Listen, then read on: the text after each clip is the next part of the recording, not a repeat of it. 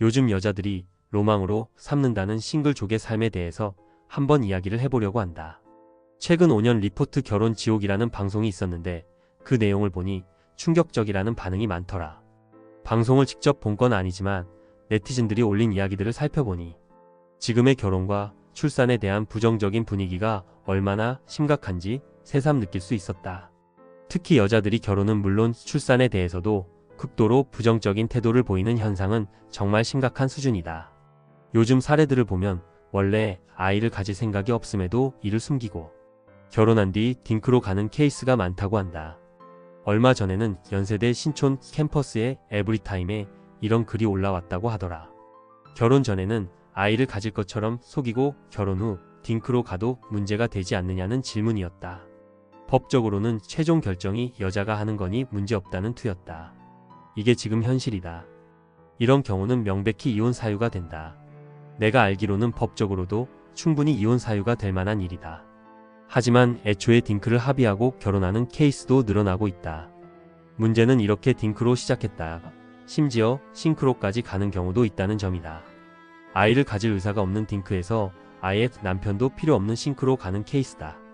요즘 여자들은 출산 의지가 전혀 없다.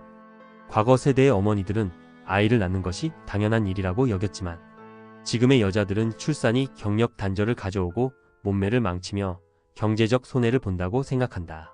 남자들이 육아를 도와주지 않는다는 핑계를 대기도 하는데 지금처럼 육아를 도와주는 세대가 역사상 또 있었나 싶다.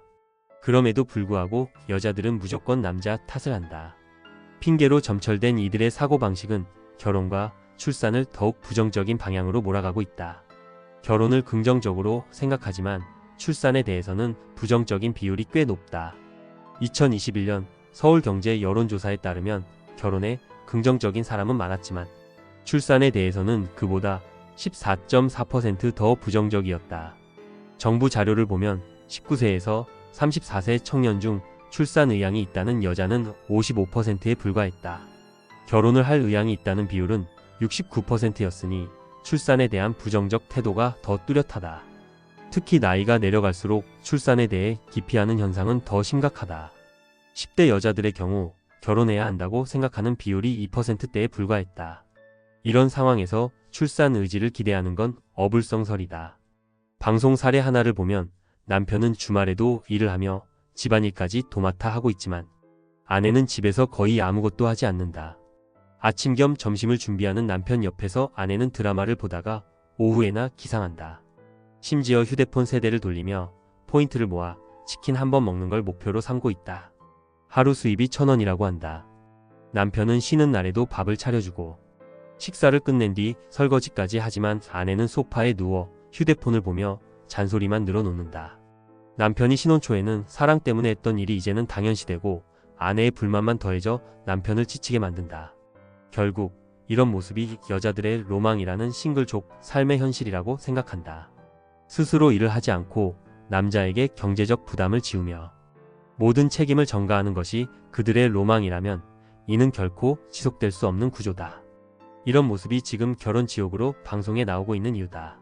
과거에는 이런 사례가 있으면 남자들이 동정해주는 분위기였지만 설거지론이 터지고 나서는 이런 남자들조차 비판받는 시대가 되었다. 결국 지금의 여자들은 경력 단절을 핑계로 삼고 있지만 속내는 남자의 돈에 기대어 살고 싶은 욕망뿐이다. 남편의 헌신은 당연시하고 자신의 역할은 최소화하려는 모습이 계속된다면 결혼과 출산율은 더욱 떨어질 것이다.